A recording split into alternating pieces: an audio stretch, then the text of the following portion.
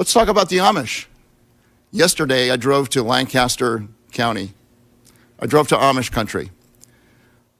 I drove from house to house to house. I actually went to the house of a relative of Gideon King.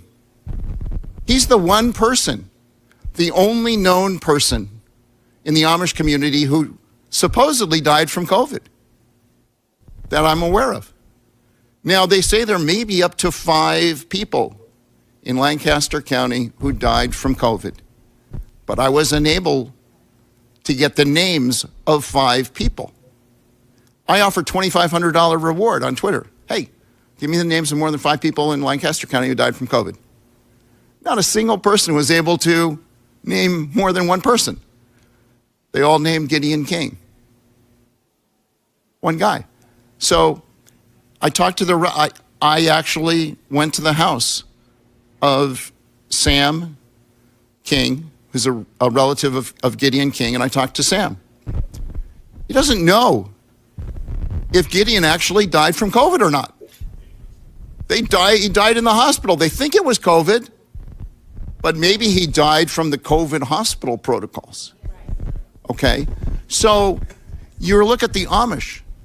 I did the calculation. Let's say there were 5 Amish people, because people say, I think there were maybe a few, or maybe there were 5 Amish people. But and then I asked them, okay, can you name them? And nobody can name them. But let's say that we could name them, and there were 5 Amish people who died. That means the Amish died at a rate 90 times lower than the infection fatality rate of the United States of America. The Amish died at 90 times lower rate from COVID than America, than the rest of America. Now, how is that possible? It's possible because the Amish aren't vaccinated. And because the Amish didn't follow a single guideline of the CDC. They did not lock down. They did not mask. They did not social distance. They did not vaccinate. And there were no mandates in the Amish community to get vaccinated. They basically ignored every single guideline that the CDC gave us.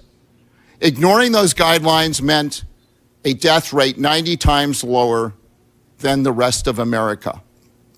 So you talk about taking guidance from the WHO. Why don't we copy what works? In fact, wouldn't it be great to say in the next pandemic that Pennsylvania will take guidance from the Amish instead of the WHO, and you will be much, much better off.